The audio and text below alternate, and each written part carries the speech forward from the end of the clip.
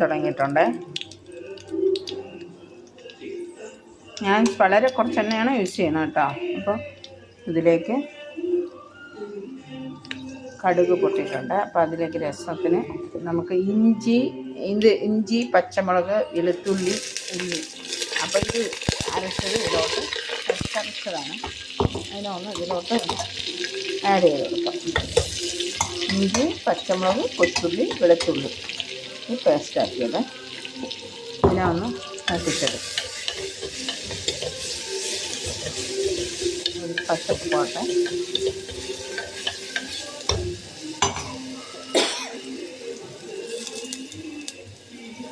കറിവേപ്പില ഇട്ട് കൊടുക്കാം.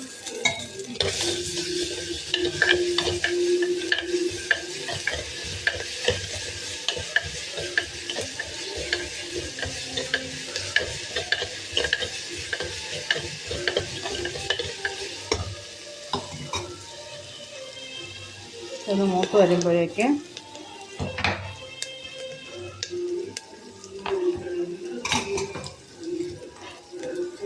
ഇതിലേക്ക് ഇത് ഒന്ന് മൂത്ത മണം വരുന്നുണ്ട്.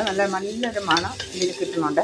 അപ്പോൾ ഇതിലേക്ക് ഞാൻ തക്കാളി, ടൊമാറ്റോ അരിഞ്ഞ് വെച്ചത് ഇട്ട് കൊടുക്കണേ.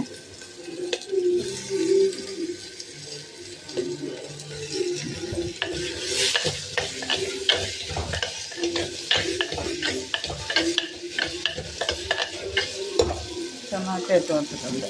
ഇതിലേക്ക്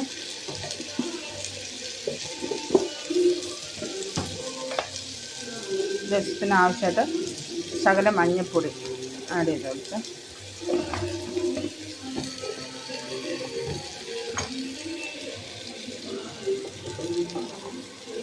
ലേശം മുളക് പൊടി എടുത്തിട്ടുണ്ട്.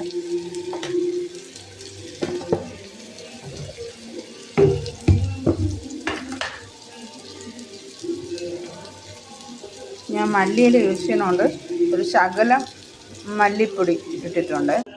ആവശ്യത്തിന് വെള്ളവും ചേർത്തിട്ടുണ്ട്. ഉപ്പ് എല്ലാം ചേരുവകളും ആയിട്ടുണ്ട്. അവസാനം മല്ലിയില ചേർത്താൽ മതി. ഇതൊന്ന് തിളച്ച് മണം വന്നതിന് ശേഷം മല്ലിയില ചേർത്ത് ഓഫ് ചെയ്ത് മാറ്റാവുന്നതാണ്. ഇതാണ് എൻ്റെ രസം.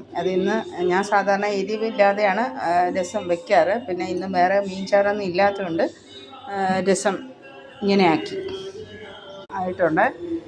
അതിലേക്ക് ഞാൻ മല്ലിയില കുറച്ചങ്ങോട്ട് കൊടുക്കണേ.